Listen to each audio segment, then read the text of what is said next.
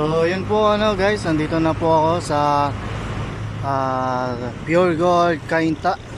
Kakarating lang po namin, time check, alas 3 na madaling araw. So yun po yung kasama ko, nandoon po siya. Nagbabat finger po siya. Pero ano lang po yan. So yun, nagkape-kape muna ako. Tapos papahinga lang din, tutulog. Kasama ang panahon, sana umulan. So yun, update ko na lang kayo pagka idadrop na. Yun, maraming good night. Good morning night na lang pala. Bye bye.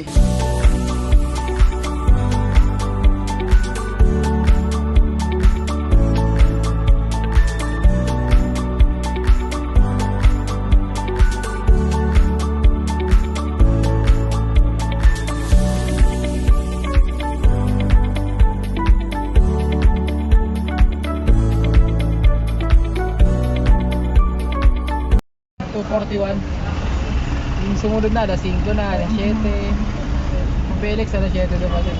Nag-ano, nag-pin. Asap ng tulog eh. Pasa na rin yung alas 7. Alam naman nila mahuli naman sila eh. One trap lang yata sila eh.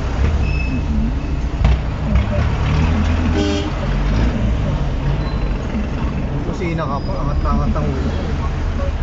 No? Oh, in cap. Sure na yung plate na.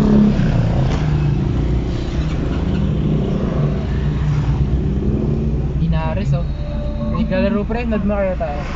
Aga pa naman nila.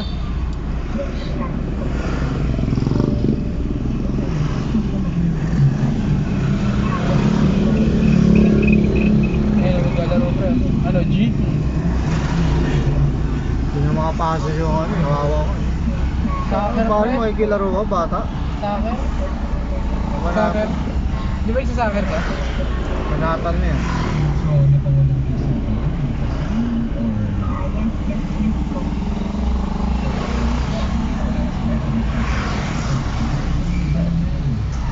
Yun o. Jollibee na lang.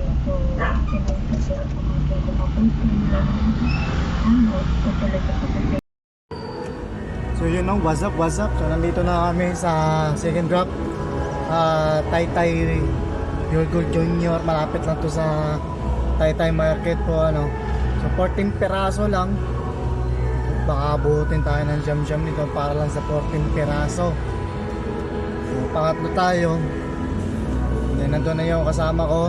Pasa na ng resibo. Napakainit, sobra. Sinisita yata ako. So yun po ano, yun lang talaga. So yun, update ko na lang kayo after nito.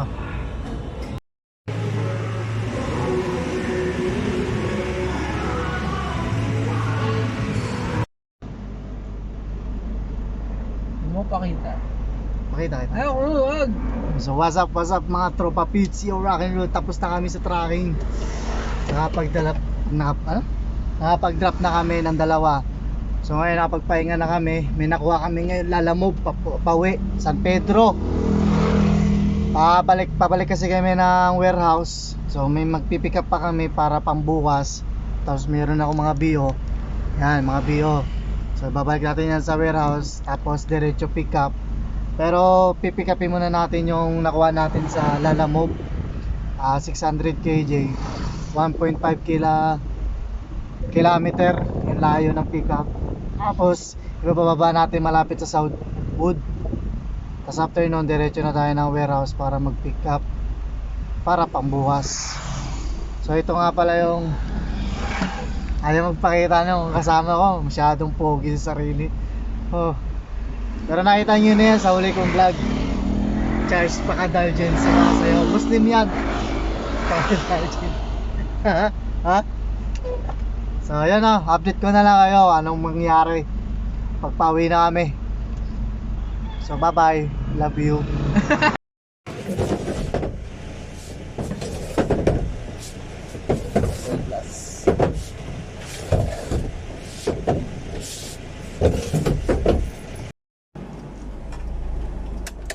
mga mga tropa, nakuha na natin, na-pick up na natin. Puro mga sabon pala to. Medyo mabigat, bawat isa. Pero okay lang, 600 kg. Akala ko ano eh. May gumaganon pa. Hindi mo sinabi, may uod. Bakit pinaplastic natin yun? Yeah. So yun po ano, so uwi na tayo. Ay, uwi na tayo. Diretso ko na yata to sa San Pedro. Baka kasi di natin mabutan yung call time dun sa warehouse para pambukas natin. So baka hindi na natin masabayan to. Diretso na kami. Pero maala na, baka may makuha kami na talagang pogi, naghahanap buhay. Diba, Chay?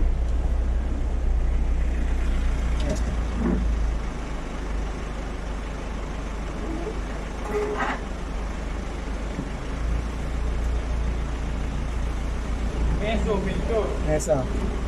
Yeah. So, yun. Hapit ka na lang kayo. Ano pang mangyari. Bye-bye. Love you.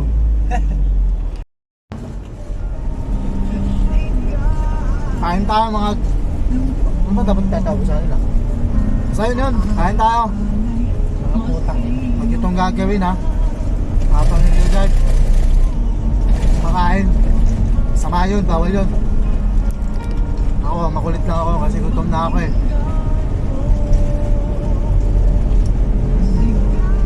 Kain! Oo. Ikaw, pakita ko sa video. Ako. Piling pogi ka talaga no?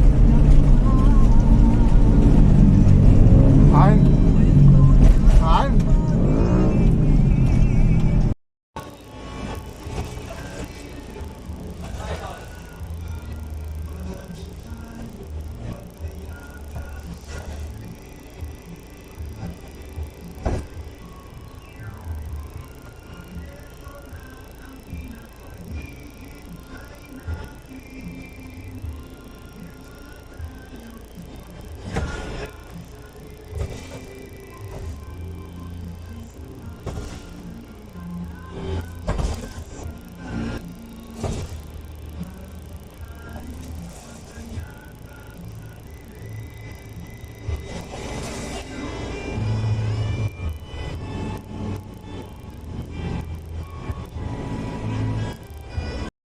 What's up guys? So yun, dito na ulit tayo sa warehouse. Inaano lang natin yung ano, ibabalik natin yung napaba na pala namin yung ano, alam mo, yung galing sa Taytay sa San Pedro, malapit lang sa exit ng expressway, buti na lang. Tapos yun, nandito na kami sa RFM Mabuyaw. Ang unang process muna namin ay ibababa itong mga to, mga PO yan, mga bad orders from store. Ibababa namin yun dun sa BO. So yung kasama ko nandun sa office, nagpapapirma ng dokumento. So bagong proseso na pala sila ngayon. Dati kasi pwede na kasi kami kumuha ng TIC. So which is TIC, yun yung ano, parang trip ticket na meron kaming booking dito. So pwede kasi yung kunin namin agad. Ngayon kasi hindi, pag may BO baba muna, sabay ay ano doon pirmahin, saka kami makakuha ng TIC. So yun o, yun, sama-sama tayo hanggang bukas. Diyan na yung kasama ko. Pipikapin natin yung pambukas. So hanggang bukas tayo magkakasama. So 3 araw na tayo na biyahe, 3 araw na tayo sa kalsada. Gano'n tayo kasipag. See you guys.